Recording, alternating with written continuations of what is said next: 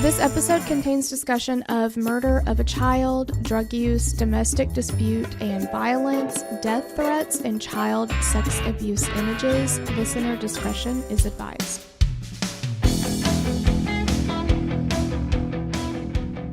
"13-year-old Hailey Dunn went missing from her home 2 days after Christmas in Texas in 2010. She remained a missing person until her remains were found in 2013.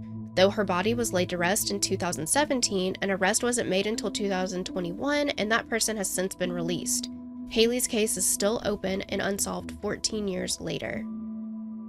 All right, and we have got a couple thank yous on this one. We want to give a Hey Girl thanks to Becca S. and Jenna for requesting the case. Yes, thank you so much, and thank you to Beth for writing this up. Thank you. And we know unsolved ones are tough. Obviously, child cases are very tough. This one will be, I think, less tough in the unsolved arena because it's pretty friggin' obvious who it is. It's real friggin' obvious, yeah. Real friggin' obvious. We just don't have enough to... We're gonna be like allegedly, but it's like allegedly, obviously. Like obviously, allegedly. Yeah. Yeah. Yeah. All right, so let's get into it. Hailey Darlene Dunn was born on August 28th, 1997 to Clinton and Billie Jean Dunn. She had a brother named David and attended... Okay, so they lived in Colorado City, Texas. It looks like Colorado, but don't you do it. Well, and we just talked about this where it was like Colorado Springs, and we're like, obviously in Colorado. And now here we are, Colorado City. Texas. Yeah. So she went to Colorado Middle School in Colorado City, Texas. She was described as being crazy, funny, random, and someone who knew exactly what she wanted by her friend Catherine. I love that statement all by itself because a kid, well, I want to say a kid, but like when I was that age, I probably would have been like, oh my gosh, like what word would I use to describe Tyrella? She's so random. Do you know what I'm saying? Like, yeah. I don't know that I would say that. I don't know. It's just funny to me. I was like, that's such a kid thing to say. Like, so, or like a little like teenage thing to say. You're so random. Yeah, yeah. Hailey was a cheerleader. She played basketball and softball, and she played the saxophone in the middle school band. You don't hear sax that much, I feel like. Not really. And that's a sexy little instrument, isn't it? Oh, it is. You hear a lot of clarinet. Oh, yes, I played the clarinet. Mm-hmm. You hear a lot of... Flute. Flute is the big one for females in the band, yes. Trombone, maybe? Oh. But... Drumline? Yeah, but saxophone. I was surprised. I like it, yeah. And Hailey's favorite color was purple. And unfortunately... Oh, that's true. And unfortunately, that's pretty much all we know about Hailey. We don't have a ton of other information about her. That's so sad. Yeah. Hailey lived with her mom, Billie Jean, and her live-in boyfriend, Sean Atkins, along with her brother, David, in Colorado City, Texas. And according to bestplaces.net, Colorado City has a higher violent crime rate than the U.S. average. There are 27.6 reported crimes per 1,000 residents. December 27th, 2010 is the last day that Hailey was seen, and according to Sean, Hailey left the home to go to a friend's house, but Hailey actually never made it to that friend's house, and Billie Jean reported her missing the next day, which was December 28th, 2010. When Billie Jean and Sean Atkins spoke with the police that day, Atkins told them that Hailey left their house and was planning to walk over to her father Clint's house and then go over to her friend's house to spend the night. Hailey did not go to her dad's house, and the friend confirmed that she was not expecting Hailey that night. Sean Atkins was the last person to see Hailey. Why this did not... I mean... That's a red flag if there ever was a red flag. Exactly. And her dad lived across the street from her. It's not like she got lost on the way there. Like, literally across the street. But... they initially classified her as a runaway, as they do. And Hailey's mom says she's never run away before. She's never done this before. She's never tried to run away before. She's in contact with her grandmother every single day on the phone. She goes and sees her dad or talks to him every single day. And like now that's not happening all of a sudden. Right. It's just, I know. Searches for the missing 13-year-old began immediately, and law enforcement and the community banded together to find Hailey. On January 4th, 2011, the Texas Rangers brought in the FBI to aid in the search. Billie Jean and Sean both took polygraph tests in January. Billboards went up with Hailey's photo and missing persons information on January 6th. On the same day, Billie Jean admitted that both she and Sean failed their polygraph exams. Now, of course, we know with polygraphs that you got to take it with a grain of salt. Polygraphs are non-admissible in court. However, it's definitely something that what police officers or law enforcement use as a good indicator of should we look into this person, but it doesn't hold water necessarily. But no, yeah. Sean, I said no, yeah. Yeah, no. Yeah, no. Yeah, no, yeah. I get that, yeah. Yeah. But no. Sean walked out on his first 2 polygraphs, but finally submitted on the 3rd attempt. An affidavit notes that when he finally submitted, he showed deception, and he indicated that Hailey would be found in Scurry County, and the affidavit stated that the results indicated that he was being truthful. However, when he was asked a second time, he refused to answer. Then police asked him who they should be looking at, and he said, quote, both of us, in regards to himself and Billie Jean. Why would you say that? I don't know. It's almost like I would have expected more that he was hypnotized and said it, and then he's like, why did I say that? Like, I would like to know what the question exactly read, because I could see if they were saying, like, well, if we're doing our due diligence, who should we be looking at? Because I have seen people be like, well, you should look at everybody. Like, okay, yeah, you should look at me. But then you move on, because you don't find anything or whatever. But Sean Atkins, not the brightest crayon in the box, y'all. No, not the brightest bulb in the tanning bed. But during Billie Jean's first polygraph exam, according to the affidavit, she was found to be under the influence of narcotics and the test was stopped. Now, I've heard that she was under the influence, if you can call this, anxiety medication. Those were the quote-unquote narcotics that she was under the influence of. I'm not sure if that's true or not. That's what she said later, but I don't know that she had a prescription for it. And I'm honestly not entirely positive that they would have stopped it if that was what she was, quote-unquote. You know what I mean? Like, I don't know. As somebody who takes anxiety medication, now I don't know what kind of anxiety medication she was taking. Yeah. Was it Xanax? Yeah, the way they made it sound, it was something that was stronger, but Billie Jean is also a known drug abuser. Sean Atkins as well. So it may have been that it was significant enough to the point that they were like, have you taken something today? Or 6 days, 7 nights, where one, it's like, I don't know about Xanax, but I've heard this about martinis. They're like boobs. 2 are great, 3's too many. Yeah, see? Unless you're a dog, then you have 13, which that's way too many of anything. Way too many. Mini martinis is what that is. Even chocolate milks, honestly. That's too many chocolate milks. Yep. Because then you'll get a tummy ache. But anyway, I don't know what she was under the influence of, but during the second polygraph, the affidavit indicated that she had failed, and she couldn't explain why, and the polygraph test was over when she decided to walk out. Now, during his statement to police, Sean said that on December 27th, 2010, he went to work to quit his job, and when he left work that morning, he immediately made the drive to Big Spring to visit his mother. And for context, according to Google Maps, Colorado City is about a 28-minute drive south of Snyder, and Snyder is where he worked. And Snyder is about a 51-minute drive southwest to Big Spring. And it's kind of like a triangle. This is like between the 3 cities. But cell phone pings show that Sean actually stopped in Colorado City after leaving Snyder and before heading to Big Spring. But he did not say that he did that to the police. He surely did not. No. Police also learned from Clint, Hailey's father, that her brother David had told him that he had tried to enter his mom's home on December 27th, but the door was locked. He ended up going in through a window, and once inside, he saw Sean standing there, quote, like a deer in the headlights. And he had knocked on the door for several minutes waiting for somebody to open it. Couldn't get in, yeah. And he couldn't get in, and then he climbs in through a window, and there's Sean. Yeah. Like, why didn't you answer the door, dude? I know, exactly. I live here. Like, you cannot trust Sean as far as you can throw him, that's for damn sure. Mm.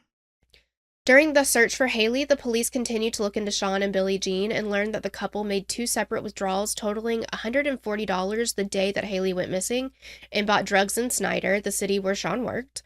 Investigators also learned that Sean and Billie Jean hosted a New Year's Eve party at their home while Billie Jean's 13-year-old daughter was missing. Billie Jean stated that it was not a party and just a few people were over and no alcohol was served, but there are conflicting reports.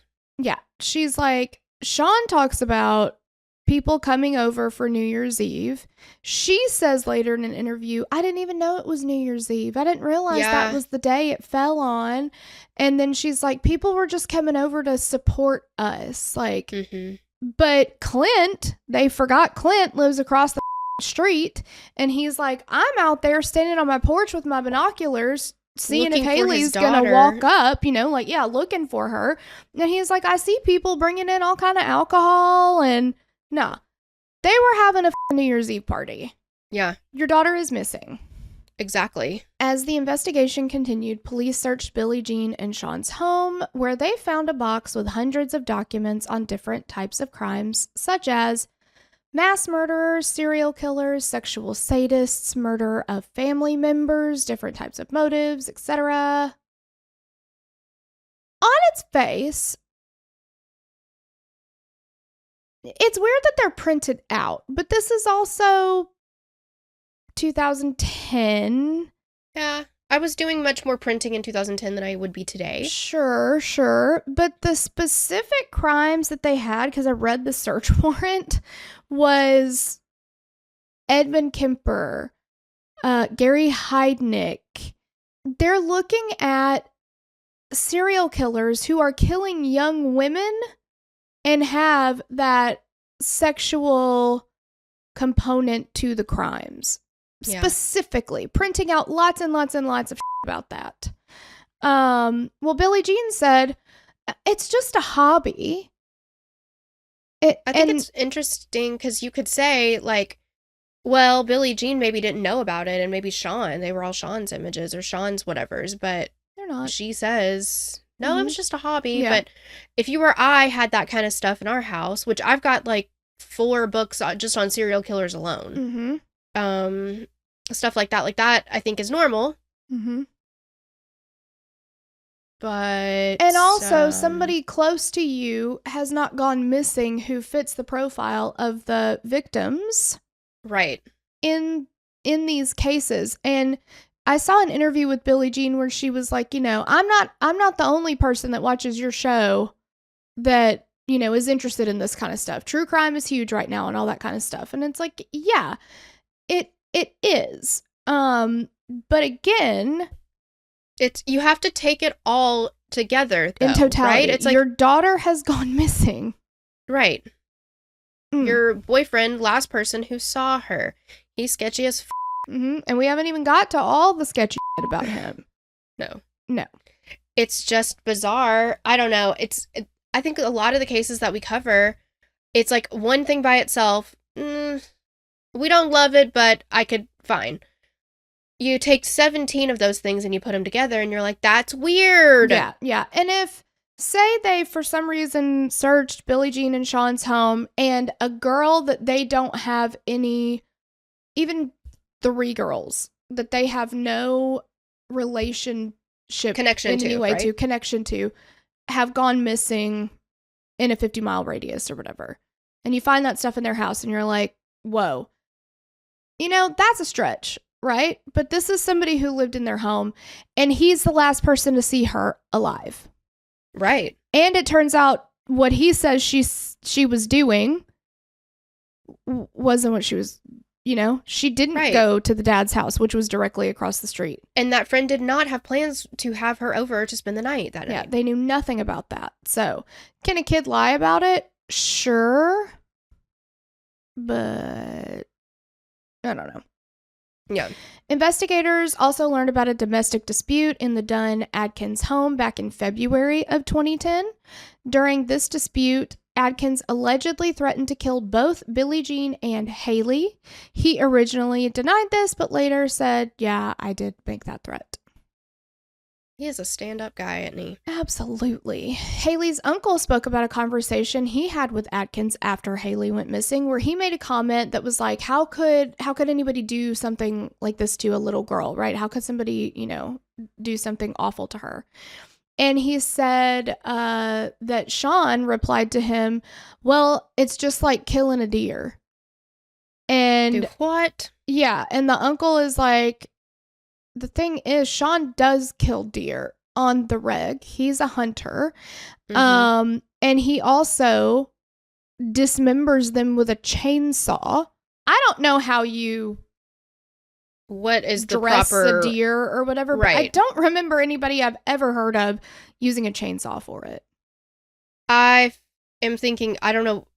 Well, this is who I am as a person, but I'm just thinking of Limp Bizkit.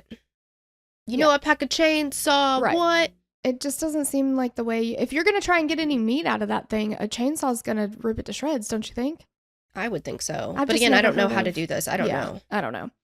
On January 12th, 2011, Sean Adkins officially became a person of interest in Hailey's disappearance after police learned about the death threat to Hailey and Billie Jean, as well as the murder box found in the home.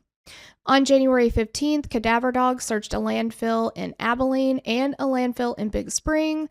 They did initially have some hits on blood, but in the end it wasn't Hailey's. I don't know whose it was. I don't know if it was human or not. Jeez. Police stated at the time that these searches were done as a standard part of the investigation. They did not receive a tip for this. They just said that's just part of what they were doing.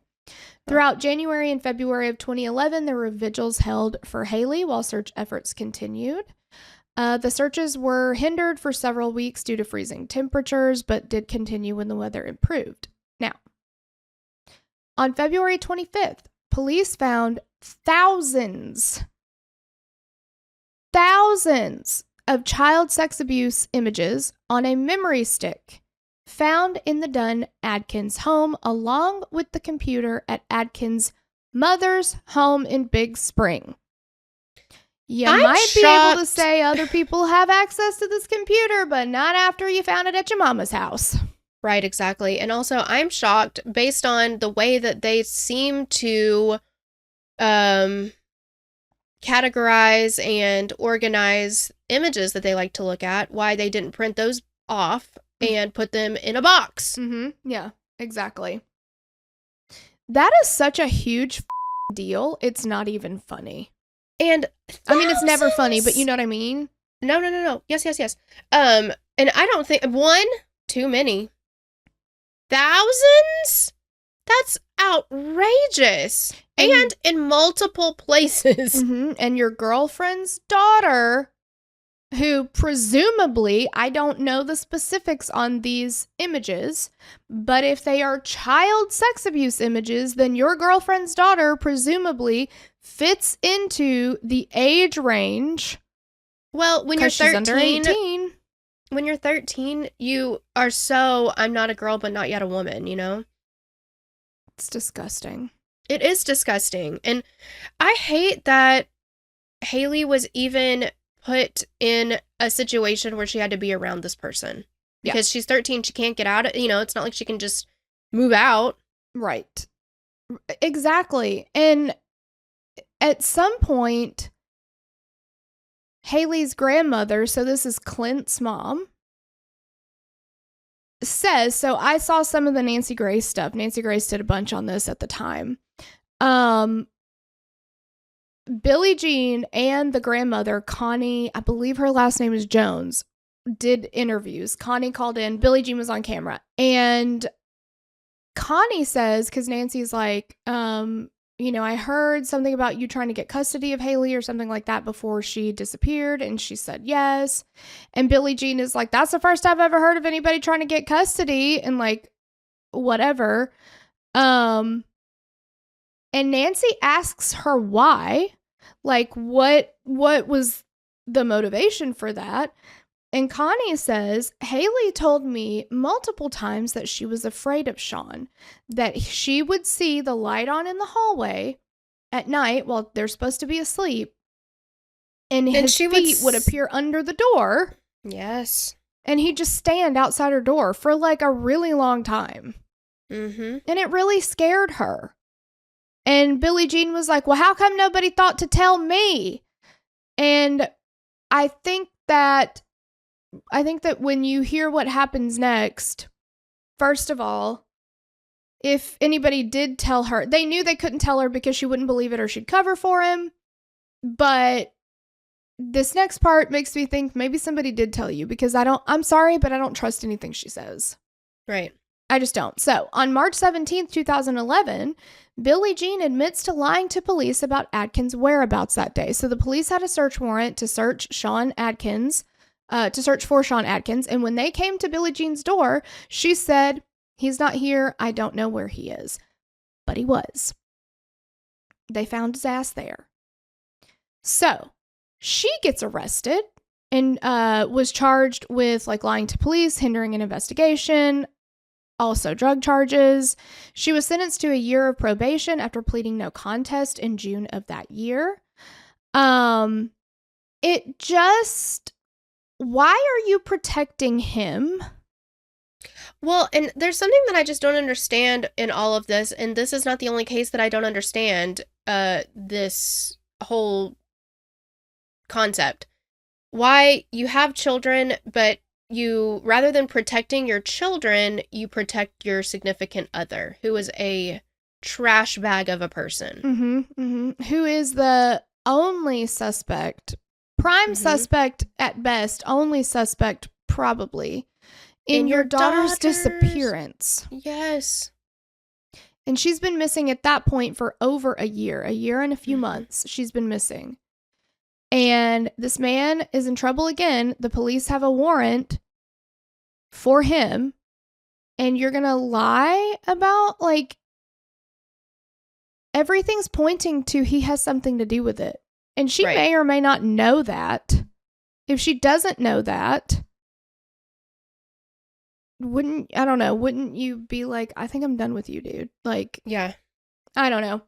After the sentencing, she moved to Travis County, which is about 250 miles from Colorado City. Shortly after Billie Jean's arrest, police announced that they were investigating as if Hailey was either deceased or under duress. Search efforts started to dwindle at this point, and the 1-year anniversary of Hailey's disappearance came and went. In 2012, human remains were found near the home of Sean Adkins' mother in Big Spring in an airfield. But after an autopsy was performed, they were determined to be those of a male. According to the Big Spring police, the remains appeared to have been there for a really long time. It doesn't appear that these remains have ever been identified. Beth wasn't able to find any information. I didn't see anything. Just, again, other remains, unfortunately. Then on March 16th, 2013, human remains were found near Lake J.B. Thomas, southwest of Snyder. Curtis Lloyd was searching for fossils when he found them. He said he had a feeling that they belonged to Hailey based on the types of clothing that were found at the scene. Lloyd had found a skull, a tooth, and a femur, as well as blue sweatpants that Hailey was last seen wearing. The remains were sent to the University of North Texas Center for Human Identification for DNA analysis on April 26, 2013. Police announced that the remains belonged to 13-year-old Hailey Dunn. Sean Adkins was still a person of interest at this time, but he was not immediately arrested. What is interesting about where they found the remains, though, because remember in his polygraph, they said, where do you think we'll find Hailey? And he said, Scurry County. That's exactly where she was found. Mm-hmm. It's not super, super far from where they lived. But still. But how the did you know? Yeah, exactly. And I can't imagine what it's like for Clint at this moment when he's like, I would think he'd be like, okay, they're going to get him. Yeah. And he's not arrested yet. Exactly. In May of 2013, another vigil was held for Hailey at Colorado Middle School, and more than 350 people came. Hailey's friends, family, and teachers gathered and remembered Hailey through prayers, songs, pictures, and shared memories. Her principal, Mark Merrill, said of her, quote, Hailey was a doer. She set an example for others to follow. She will always be one of us in spirit. And he said that after Hailey went missing, the students banded together to print banners and held a Hailey Week. Hailey's name was written in purple flowers, and they had country western music playing while a slideshow of pictures was played. In 2016, it was said that Curtis Lloyd would likely only be able to collect about $10,000 in reward money unless something were to change. So initially, they had a $25,000 reward available for information. He could still receive up to $15,000 from the FBI. According to Colorado City officials, they had dissolved the town's reward fund and returned approximately $10,000 back to donors because they believed that Hailey would never be found alive. Colorado City's manager at the time, David Hoover, said, quote, I hate to say it, but everyone had kind of given up hope that she was alive. The FBI wouldn't comment on the reward money to protect the safety, anonymity, and privacy of anyone who provides them with information. But so that's just kind of like a side note that, and obviously he wasn't looking for the reward money. Like, he just did the right thing and called it in. But right. Hailey's remains were not released back to her mother until 2017. Billie Jean wrote on the Hope for Hailey Facebook page that part of Hailey's journey had come to an end and she was happy to finally have her home. A private funeral for the family was held for Hailey that year as well. In 2018, the investigation was turned over to Scurry County because that's where Hailey's remains were found. And in 2019, Clint Dunn spoke out about the investigation into his daughter's death. He said he felt like he was left in the dark by law enforcement because they didn't communicate with him at all. Clint commented that the police had indicated to him that as soon as Hailey's remains were found, an arrest would be made, but that did not happen. See? So Clint hired a private investigator, and when tips were received, they passed them over to law enforcement. But he said they rarely got replies. They didn't even know who was handling his daughter's case at the time. Very disorganized at best. Very upsetting, yeah. Yeah. 11 years after Hailey was reported missing and 9 after her remains were found, an arrest for her murder was made. Sean Atkins was arrested and charged with the first-degree murder of Hailey Dunn and for second-degree tampering with evidence on June 14, 2021 in Howard County, Texas. In September of 2021, Atkins was formally indicted for the first-degree felony murder of Hailey Dunn during a grand jury session. And it was stated that Hailey's cause of death was a strike to her head with an unknown blunt object. He was also indicted for second-degree felony tampering or fabricating physical evidence with intent to impair a human corpse. His bail was set at $2 million. After the arrest, Billie Jean told a Texas news outlet that she was relieved that an arrest was finally made, even though she found out from the news versus law enforcement. And she said that she wasn't shocked that it was Sean, but that she, of course, had hoped that it wasn't him because she did stay with him after Hailey went missing. Help it make sense. Make it make sense. Yeah. I don't get that. Mm-mm. Anyway. She said, quote, he's been free to do whatever he wants and my family has suffered without Hailey. Hailey has missed out on graduation, on driving, on going to college, a career. I've missed out on so much. Upon the arrest, Clint, Hailey's dad, said that at the time, there were no words to define how he felt and that they will let the trial speak the truth. And he said, quote, thank you to everyone who searched for Hailey and to those who fought tirelessly for an arrest. Hopefully true justice will come in the courtroom. Also, I'm sorry, just the Billie Jean staying with Sean thing and all that. So that day, he goes to work. He gets there at 6 a.m. and by 6:10, he's out the door. Yeah. And initially, he said he got into a fight with his boss. He says he got in a fist fight with his boss, and that's why he was fired. So he said his boss said something to him or something. He decks him, and then the boss is like, you're fired, and so he leaves. But he also says he didn't tell Billie Jean any of this because he thought she'd be pissed and whatever. But then the police go and talk to the boss, and they're like, what? He just quit. He just walked out. He didn't even quit. Yeah. He gets there, he goes to the vending machine and gets himself a fucking Diet Dr. Pepper, and then he looks at his boss and just leaves. He doesn't say anything to him. And Billie Jean in an interview said that day Hailey was home all day. for whatever reason, and that was unusual. She was home by herself, too. She was home by herself, and that was very unusual for her. Now, who would have known that she was going to be by herself with nobody else there? And that was highly unusual. Sean. Exactly. And he gets to work and then leaves, doesn't tell anybody. And we know that he made a stop. Mm-hmm. And I know. But all these things, like, she knows at that point that he's lying about everything. Even if she doesn't know what happened, she knows that the fight didn't happen, that everything that he has said falls apart. Well, yeah, that he didn't go straight to Big Spring. No.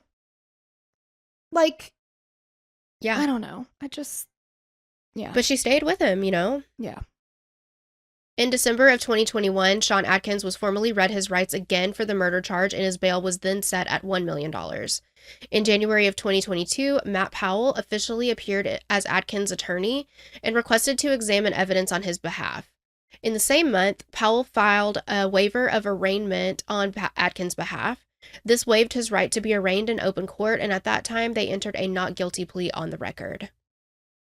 In June of 2022, a pretrial hearing was set for July of that year, and the trial was moved to April of 2023. Then in July, Atkins filed a motion to move his trial. The motion was granted and the venue was moved to Nolan County, Texas. Pretrial hearings were set for September of 2022, November of 2022, and February of 2023, with the trial beginning in April of 2023. In November, Atkins elected to have a full jury trial. Several pretrial motions were filed in November of 2022 as well, and Atkins filed a request for timely notice. This is going to be a tough one for me. Tyrella, do you want to do it? It's too much for me. Atkins filed a request for timely notice of the state's intention to use evidence of extraneous misconduct at trial, and Powell filed a motion for discovery to review all 911 calls related to Atkins' indictment. Powell also requested for discovery to review all autopsy reports of Hailey Dunn's body, as well as all medical records that showed the physical condition of Hailey and Atkins at the time of the alleged murder. This bothered me too. At the time of the alleged murder. Nah, girl, she was murdered. Yeah, how'd she get in the shape that she was in, if not for being murdered? And they found blunt force trauma. Like, they found evidence of that. So, yeah. He requested their blood types for review as well. I just knew that my brain could not handle all of the words in the order that they were in, and I was like, I'm gonna mess it up. Tyrella, you just take this, because I just couldn't do it. Well, and that's the thing with Sean Atkins. He has all kinds of other misconduct that you could bring in. You've got the 911 calls of, and Billie Jean and Sean called the police on each other kind of like all the time. They would get in these fights, they would call the police on each other. I'm pretty sure it went both ways. I assume that Billie Jean called more than he did probably, but there are calls where she says, my kids are home alone right now, or in the one call where she says that he had threatened to kill them, she says that David was home alone at that point. Sean says he's going to come back and get clothes because they'd break up, they'd get back together, they'd break up, she'd kick him out, they'd get back together. Sean says he's coming back to get some clothes or some other items or something like that. She doesn't want there to be any trouble with David and him. Could you send a police officer out there? He's threatened to kill me and my daughter, and like all this stuff. So like, we have all of these domestic violence calls on record too, which can absolutely show a pattern of violence. Yes, absolutely. Well, and I mean, it didn't happen, but if he's so willing to say he got in a fist fight with his boss, I don't know. It just, if that tracks, people probably think or know that you are a pretty violent character. Exactly. For no reason. Like, he's just like, I don't know. I just walked up and punched him. And people are like, okay, I guess I could see that happening. Yeah. Makes sense. Powell also requested to review all confessions, admissions, and or statements that were in writing and signed by Sean Atkins, as well as any recorded statements with law enforcement that were made prior to his grand jury indictment. He requested to review all other suspects that had been interrogated and or arrested. Another request was made to review all photographs, drawings, and charts made by the prosecution or investigators, as well as any photos of Hailey from the crime scene and autopsy. He also filed for any photos of the suspects shown to witnesses. Powell requested to review all of the information investigators received about the murder through Crime Stoppers or any other tip program, to review any typed or handwritten notes from police during the investigation. And lastly, he requested to review all names and addresses of each person the prosecution planned to use for expert opinion during the trial. Basically, they requested to get every single thing that the prosecution had. Mm-hmm. Which they should be able to. They should have all that. I mean, they should get what they need, I guess. But I know they always want to have like that, like ace up their sleeve kind of thing. But I don't know. Adkins asked for another change of venue in November of 2022 from Nolan County because he believed, quote, there exists knowledge and conclusion as to Adkins' guilt or innocence, and that these conclusions influence public opinion to the degree that Adkins cannot obtain a fair and impartial trial. Dates for pretrial and regular trial continued to move out, and after a pretrial hearing on June 14th, 2023, a new trial date was set for August of 2023. If you're driving, please stop. If you're near a window, go away from it. If things or people you love are near the windows, nearby, go get them out of there. Get them out of there. I think what you need to do too is look for lighters or matches if there are any near you. Move them away from yourself. Throw them in the garbage. Yep. Flush them down the toilet. I don't know what you got to do, but you're about to throw everything out the window. 100%. Everything's gone. And then light your house on fire. Yeah. Then, in a huge turn of events, charges against Sean Adkins were dropped and he was released. The prosecution dismissed without prejudice, meaning he can still be charged in the future. The prosecution stated that further investigation is needed to prove the events beyond a reasonable doubt, and the prosecution made it clear in their filing that Sean Adkins remains the primary suspect in Hailey's murder. The state provided Adkins with a 16-page Brady notice that details the evidence against him in this case. The document provided from the prosecution states that some of the tips provided to the different law enforcement entities involved in this case were not properly vetted, investigated, or cleared, and that in a criminal case based on circumstantial evidence, this is crucial. Okay, guys, do your job then. Why did we not properly vet this? Why did we not properly analyze this? Well, yeah, and thankfully he was released with prejudice, or without prejudice, excuse me, dismissed without prejudice because they can still get him whenever they want to. However, he knows what they were going to, if there's any, he's got the upper hand now a little bit. I don't know. Exactly. The problem is that this case was in such a precarious position that the mere request by his defense attorney to review the items prompted them to drop the charges because they knew they didn't have Right. And the thing is, I understand that law enforcement, a lot of times they will have pressure from media, from the family, from the community to make an arrest and make it happen quick. I get that. Mm-hmm. But doesn't it behoove them to make sure that they have all of their ducks in a row before they do that, even if it means that somebody is going to get pissed? Well, yeah. Because what are they going to get more pissed about? Right. Not bringing them to trial in a timely manner or releasing them? Well, yeah. And they waited 11 years to arrest him anyway. So, what the But during that 11 years, why were you not vetting these things? And I don't know. But we have more to talk about. I mean, don't get... Let's not get ahead of ourselves here. So the document also detailed that one of the critical pieces of evidence for the prosecution was a soil analysis that was conducted by a soil expert. In the initial investigation, investigators collected a pair of work boots that belonged to Sean Adkins. The expert used a testing method called, this is my favorite, it's so forensic files, it's not even funny. They used a testing method called the near infrared spectroscopy, or NIRS.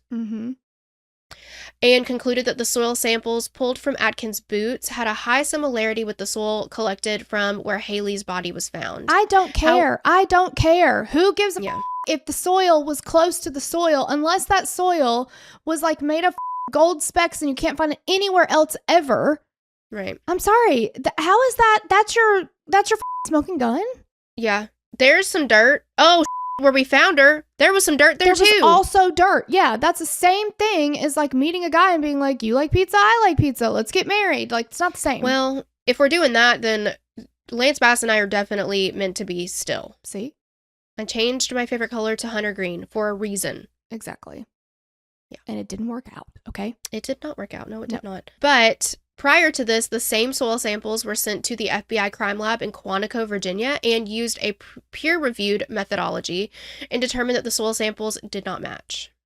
Who cares? If you sent it to the FBI and the FBI said, no, that didn't match, and then you are like, hey, Ed, why don't you take a look at it and see if you can find a match? And he's like, looks like the same fucking soil to me. That's not doing anybody any good. Like, just because Ed says so doesn't mean it is. Like, what? I hope that Ed is actually the guy from the sawmill place, and he's like, hey, Ed, what you doing? And he's like,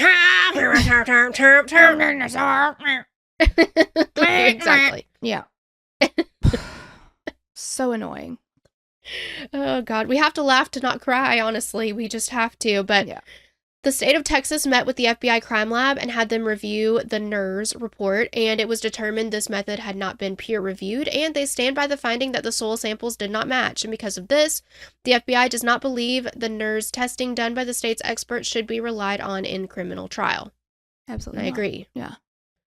Another issue with the investigation was that the autopsy report showed that Hailey had blunt force injuries to her skull that were inflicted at or near the time of death. These injuries were, quote, catastrophic, and there would have been significant bleeding. However, throughout the multiple searches of the home, there was no forensic testing that the state knows at the home. Atkins' car was also searched multiple times, as well as the location where Hailey's remains were found. Evidence was collected from both the car and the location, however, none was forensically tested. Why? Even a little bit of luminol. A little bit of luminol goes a long way. Yeah, just spread some of that out there. And also, even if they had forensically tested and there was no blood found at the house, that really doesn't, she could have ridden in a car with him somewhere because she trusted him, at least somewhat. I mean, she knows him. He lives with her. And then he could have done something to her somewhere else. But the fact that you don't even, you don't even test it? You are glitching. Yes, exactly. I know. I know. Yeah. Poor Clint Dunn. Clint Dunn. What the This document also cites the cell phone records of both Hailey and Sean Atkins for December 27, 2010. The cell towers show that Hailey's cell phone sent out an ongoing text God bless it. The cell tower records show that Hailey's phone sent an outgoing text at 2:16 p.m., then another at 2:27 p.m. At the same time, Atkins' phone was pinging to a tower in Big Spring at 1:40 p.m. and then at 2:40 p.m. The records also show that Atkins made a call at 2:56 p.m. that connected to a cell tower east of Big Spring but west of Colorado City. Records also show that Hailey's phone connected to a cell tower in Colorado City. This information, though not conclusive, lends support to the idea that Hailey may have been alive prior to 2:57 p.m. that day. We also learn in this document that David, Hailey's brother, had been gone the night of December 26th, but returned about 5 p.m. on the 27th. He saw Atkins, but he did not see Hailey. Then Atkins left to pick Billie Jean up from work in Snyder at 6 p.m. and was not alone again until the next morning. This leaves Atkins alone with Hailey for 2 hours, approximately 3 p.m. to 5 p.m. This would have given him 2 hours to kill Hailey, clean up any blood and other evidence, and hide the body. The document states, quote, while this is not impossible, it presents additional challenges given the preceding issues. But again, also, he may not have killed her in the home. Well, that's what they're not even, it seems like they're not even thinking that is a possibility. Like, they're not even letting that be a possibility, which is bizarre to me. 2 hours, I would think, is plenty of time, because if you look at, I don't know the exact location that they found her body in Scurry County, but I Google mapped their address on Chestnut Street in Colorado City to just Scurry County, and it's like 25 minutes away. So let's say that it was It was at the farthest most. He's got 2 hours, right? Let's say it takes him an hour. Oh, let's say it takes him an hour to drive to the furthest point of Scurry County. Now, I don't know how big Scurry County is, but let's say it does. That still gives him an hour to commit the murder and then drive away. Yeah, and then he if it's outside, he doesn't have to clean it up. They don't find her for how many years? 3 years. You know, so any blood evidence is going to be gone at that point. Right. Anything else like that, he could very easily have brought a change of clothes with him, or I don't know, but dumped his clothes in a dumpster somewhere. Like, you know, I just don't. The fact that they didn't do any forensic testing on anything is really, really, really upsetting. Yeah, because we'll never fucking know now. Exactly. Yeah. I mean, it's been so long now. It's just outrageous. 14 years. 2 hours. Also, didn't he come home in the morning and then leave? I know that they have text messages from Hailey's phone, but I guess he was somewhere else during that time, so it's not like he could have had her phone. His phone was here, her phone was here, and they were both sending out text messages, so. That's true, yeah. Yeah. Okay, so I said that. Okay. Strike it from the record. I forget everything you say, but the prosecution concluded that this is a, quote, complex circumstantial evidence case, and there were no known direct eyewitnesses to the murder or any known forensic science evidence that links Sean Atkins to the murder. Also, Hailey's remains were not found until March of 2013, and there were many tips provided during that time period. Because of this, with Sean Atkins remaining as the primary suspect, the current state of the evidence is not sufficient for them to proceed to trial. This case was dismissed and is subject to refile pending further investigation. But, like, is it too late now to forensically test all those things that they collected? I don't know. You know? I don't know. Yeah, you would think that, because they forensically test stuff all the time, like 20, 30 years later. Yeah. So are we just waiting on that? Like, of course, they're not going to tell us it's an open investigation and all of those things, but it's very, very disappointing that they did not do that initially, because is it a problem of how they collected it? Did they collect the evidence in such a way that it cannot be forensically tested? Like, we don't know. Yeah. But why you wouldn't do that in the first place, I just don't understand. No. Or at least collect it in a way knowing that that's what you're preserving it for if you need to do that later. Like, Clint Dunn, Hailey's father, has struggled since the loss of his daughter. According to his private investigator, Erica Morse, Clint has had 2 heart attacks since Hailey's murder, and since Atkins' release, his health problems have escalated. Morse told news outlets that Clint was not made aware of Atkins' release prior, and they believe that was intentional. What is going on with the police there?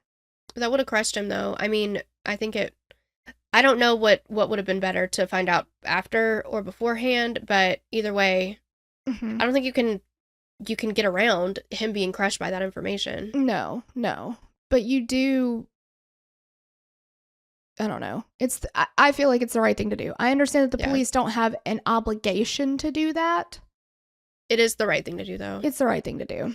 Clint is now working on passing a bill called Hailey's Act that will focus on police accountability. Clint says that police departments haven't been accountable when they've messed up, and they don't always have transparency with the parents and families of missing and murdered people. The goal with Hailey's Act is to improve police forces and add new rules and regulatory bodies. Thus far, Clint has only drafted the bill himself and is looking for lawmakers to help make this a reality. And I think that is a wonderful thing. Unfortunately, I feel like it probably won't go very far, because we have seen time and time and time again blocking of anything holding law enforcement or state prosecutors or anything accountable. Sure, they might lose their license for prosecutorial misconduct. They're certainly not going to prison. If they do, it's not very long. And a lot of times, even when they've been found to have committed prosecutorial misconduct in cases, they still go on to be judges. Or police officers get promoted to chief. Well, yeah. And I feel like whenever anybody talks about how they're not being held accountable, they're like, yes, we are. I told myself to hold myself accountable. Yeah, an internal investigation is what we get. And they say, actually, we did everything right. Yeah. I mean, look at, like, we just covered American Nightmare. And those police officers tried to prosecute Aaron and Denise for committing a hoax when it was 100% real and there was evidence of that. And what happened to the guy who led the investigation? He got promoted. Yeah, he was named Sergeant of the Year that year. For that year, yeah.